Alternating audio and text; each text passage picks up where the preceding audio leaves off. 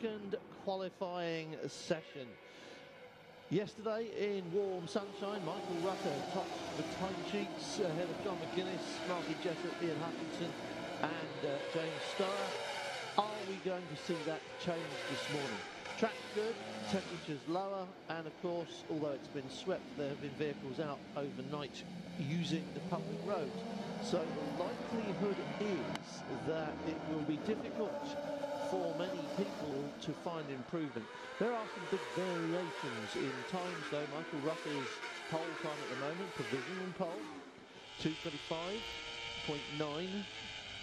Not quite his best time around the Macau circuit, that was 2:25.3, but if you look for the best placed newcomer, for example, that'll be Lee Johnson, although he was here last year, he didn't turn the wheel, so this is his first Macau Motorcycle Grand Prix effectively, and his time for 12th place was 2:32, so there's 6 or 7 seconds to be had there, and although he might not make up all of that 6 or 7 seconds, there's a very good chance that he will in fact make up a little bit of it. So a few things could change, might change, probably will change, but we'll have to wait and see. I think we're riding now with Jeremy Toy along the switchback section of the circuit, which you have to know so well in order to do a good fast lap here.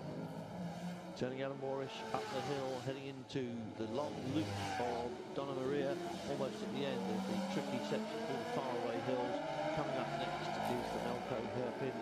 Hard on the brakes, right down through the gearbox. There's the man everybody's trying to match, Michael Rutter on the STM Honda. Same bike he rode here last year. That hadn't turned a wheel. In the intervening period, he just got on it and banged it on provisional pole. Something else that's impressive is the number 4 spot for Ian Hutchinson, who hasn't turned a wheel on a racing bike for 18 months. He's had a series of horrendous operations in hard times with a leg that was broken twice, infected once, kept him in a metal cage, and made his life close to impossible on making his comeback, and boy did he make it yesterday. Eased himself up the timesheets during practice, and then in qualifying when he needed it, with 2:28 his time around the Guia circuit, just over 6 kilometres we're racing on here today. This is the long straight that runs down towards Lisboa, turning in now. This is the corner at Macau, or used to be until they reprofiled it. You can see that in the curving. The Armco there follows the old circuit line, and the curving shows you where they brought it out a bit to try and slow people's enthusiasm down. Up San Francisco Hill. We're looking at Gary Johnson. Where was he yesterday? He was in 9th place, 2:29. Just starting to see some times coming in, and Gary's first sector time has gone purple best out of anyone so far today. And now into the hills. He's been here before, of course, Gary Johnson. I think this is something like his 5th visit, 33-year-old. So he knows his way around, and it does take a little bit of time. And you'll notice that actually, if you, I'm not going to embarrass anybody on this, but if you read the entry list, there are a lot of people who are no longer spring chickens, okay? And you have to have some experience of road racing and on Macau before you can really do well. As I said, the very best newcomer, young Lee Johnston, on the circuit, which is what everybody knows Michael Rutter's here to do. And just that was that Roman stand just lifting the back wheel going into Lisboa there. We're at the top of the circuit now. Let's have a look then. On today's times anyway, it is Michael Rutter, the only man who is anywhere near yesterday's times with a 2:26.2. He is just about 3/10 off what he did yesterday. John McGuinness 2:29, and he did 2:27 yesterday. Martin Jessup 2:29, he did 2:27. Gary Johnson 2:28, he's a little bit better than his 2:29.2 yesterday, almost a second in fact. Hutchie is almost bang on what he did yesterday, just a little bit slower, so he's going well. Storer's 2:28.2 yesterday is a 2:28.4 today. So you can see how difficult it is to match even the times from yesterday. And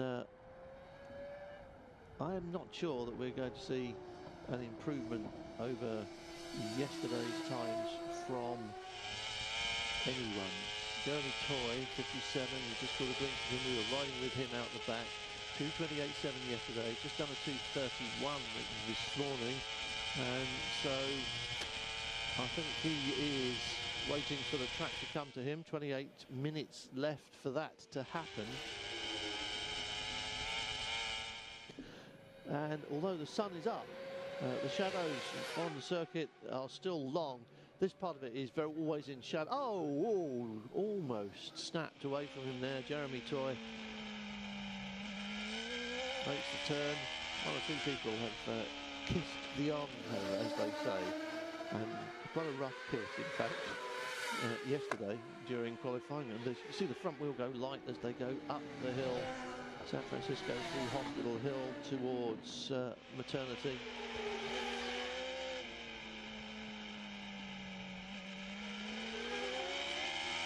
Big right turn, followed by big left turn. Now it starts to go all loopy on you through the S's. You have to know this very well. If you look ahead, you'll see the problem the riders dealing with it in a lot of places. The Armco here, black and yellow, both sides of the track, tends to merge together, tends to blend in, and it's very hard to pick out the edges of the race. Midfield, there is your leaderboard, and how extraordinary. Little row of Union Jacks there, you'll notice. Hardly surprising, really. About half of the riders here come from Great Britain and Northern Ireland, where road racing is a big thing. But you'll see more and more names from Europe appearing, as well as road racing becomes more and more popular. Didier Grams, the European road racing champion for this year, in 9th place. And Isle of Man fans will be very happy with that for Dan Neen, and everybody's pleased for Lee Johnson as well. Jamie Hamilton in 19th place, been a bit of a star this year on the roads, as Jamie Hamilton came here last year. This is his second look at the circuit, and it does take a while for everybody to get to grips with it. Sandor Bitter recovering from injury, another one. The